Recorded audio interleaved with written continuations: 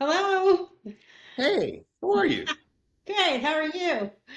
I am well. Another Keith and Kathy session here.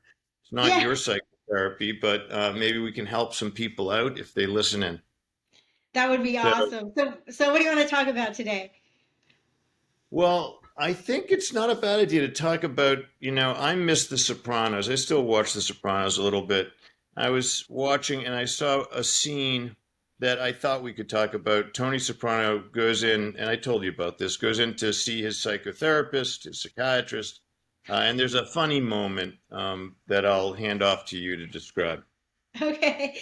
Yeah, so it's the first season. I think around I don't think it's the first episode, but it's when the first four episodes for sure.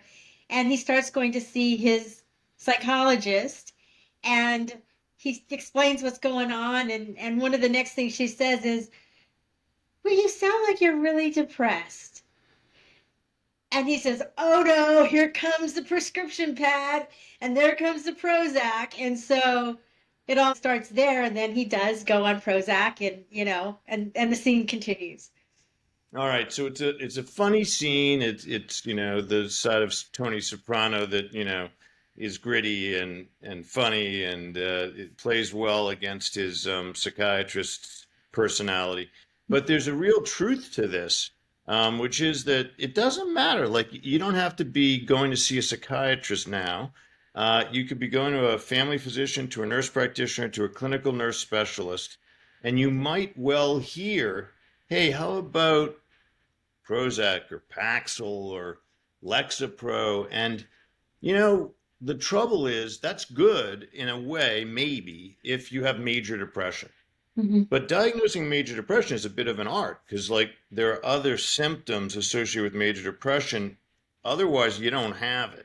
Like, you got to have a number of symptoms that might include things like failure to concentrate, inability to concentrate, loss of interest in activities, trouble sleeping, um, et cetera, et cetera, et cetera.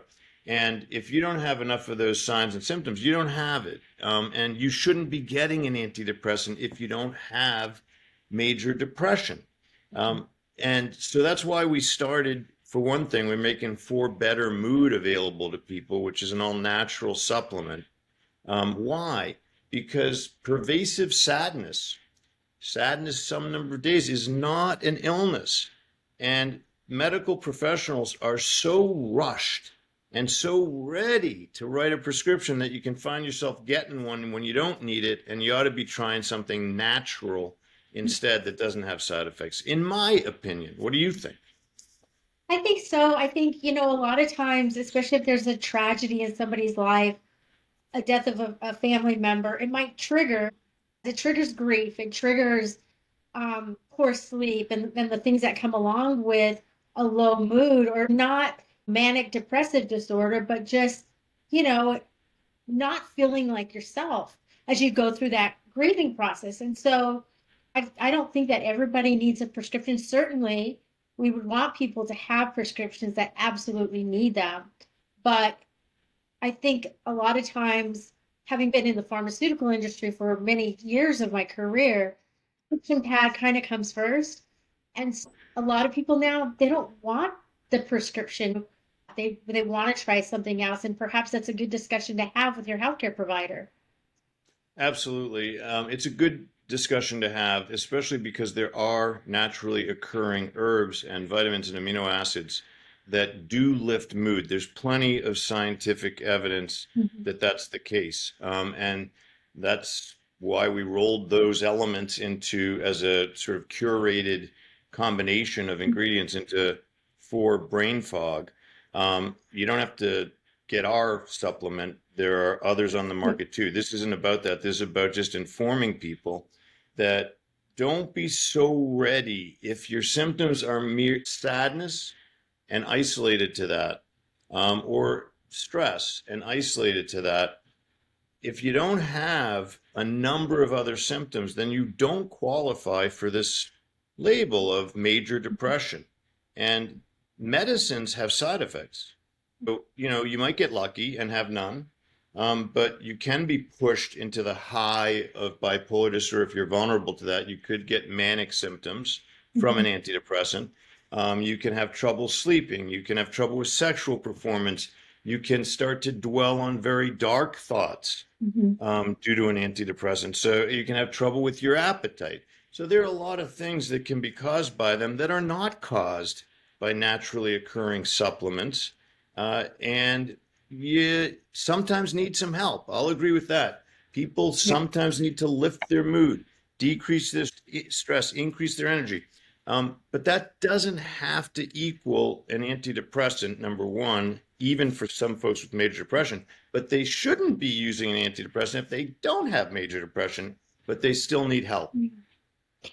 Absolutely. And if you look at a product insert, which is all the information that comes with the medication, most of the time, patients with a low mood don't into the PI for the indication. And so they're still given the medication because obviously doctors should be able to use medications off label when needed. But I think it's worth a conversation with your healthcare provider. He brought up something else. One thing he brought up was the side effects, and I remember another scene from The Sopranos where Tony comes back into the psychiatrist's office, and he says he's having a few issues with the medication, and she said, "Well, what's wrong? You can't sleep? Like, are you feeling more agitated? What's going on?" And he said, "No, no." And he didn't want to admit, and then he finally admitted that he was having problems with sexual function. And so, that's one of the things that can happen with these medications, and then try coming off of them once you're on them, and that's a whole other situation. So, for people that need them, working with their physician, I think they're, like you say, a godsend, but maybe just not for everyone. If you need them, they might work. If you have a talented clinician who diagnoses major depression and it's an accurate diagnosis, you might need it. I'm a big proponent, of course, of talking with someone as well. Psychotherapy can be incredibly helpful, and we offer life coaching along with the supplements, or we're about to roll that out, which is an option for folks who, again, don't have the illnesses that we're Mhm. addressing symptoms of. We're not addressing the illnesses themselves. We're talking low mood or sleeplessness or trouble focusing. You can use one of our supplements and you can get our coaching to get over these tough spots in your life or to ease your path, to level the road a bit. So it's nice to be able to talk about your life and also avail yourself of natural remedies when you don't need a prescription. Not everyone needs a prescription. Come to think of it, wasn't there a study? I think I've heard you mention it before, where Prozac was put against maybe a placebo. Well, actually, Prozac was put against curcumin, which, God. yeah, which is, a derivative of the Indian spice turmeric. And curcumin in more than one study does about as well as Prozac does. That should be sort of a heads up in a number of ways for folks. Number one, curcumin doesn't have the kinds of side effects that Prozac potentially does, including the sexual dysfunction and ruminating about dark thoughts, potentially sleeplessness, lack of appetite, etc., with the Prozac, right? But also, curcumin works as an anti-inflammatory. And so it does start to challenge this hypothesis that what you have to do, because that the serotonin theory was if you're depressed, you don't have enough serotonin in your brain, you better take a medicine to increase it. Mhm. Turns out that things that are anti-inflammatory help low mood. Yes. Why? Well, it seems like inflammation in the nervous system or elsewhere in the gut, by Mhm. the way, Mhm. might be to blame. And so a number of the uh, ingredients in for brain fog, our product, are anti-inflammatory in nature. Why? Because inflammation equals stress and low mood in your system. And so you bring those things down, the inflammatory markers, if we were to look, I'd bet dollars to donuts, go down, and mood comes up and stress starts to recede. Yeah. So curcumin is obviously one option, but I would also recommend if you're going to take curcumin might take a little while to work, right? So in the meantime, what do people need to do to help them on a daily basis until the inflammation starts to go down and the serotonin levels go up?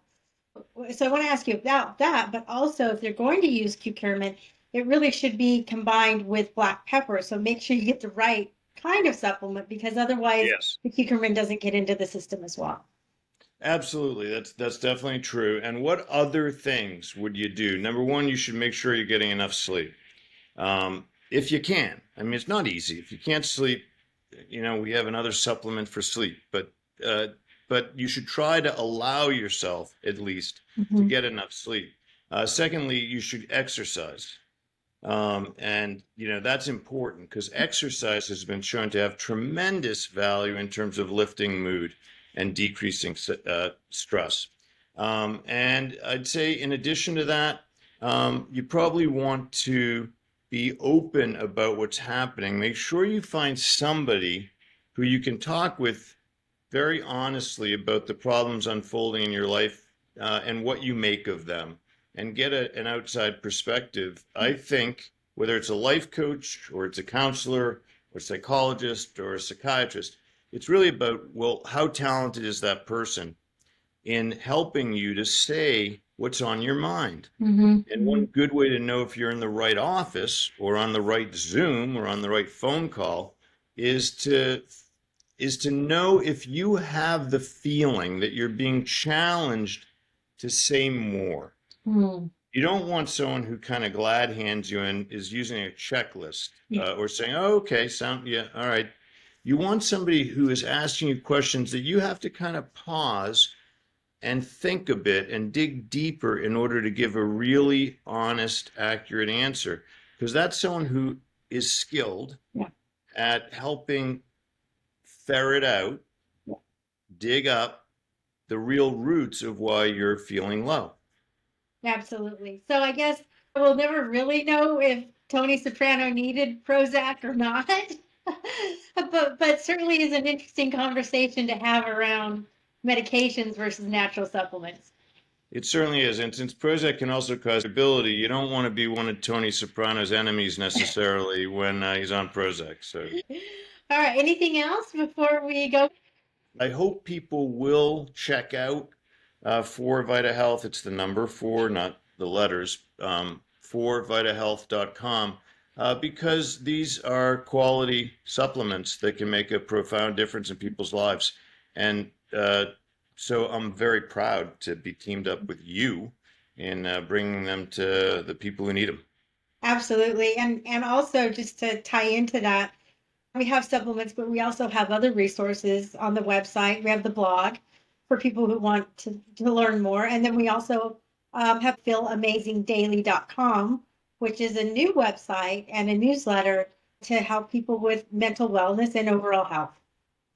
Well, we may be the only team of a psychiatrist and a nutritional biochemist to bring out such a series of supplements, and that's all to the good because I don't know if people know your background is as a PhD nutritional biochemist with a degree as well, a master's degree in public health.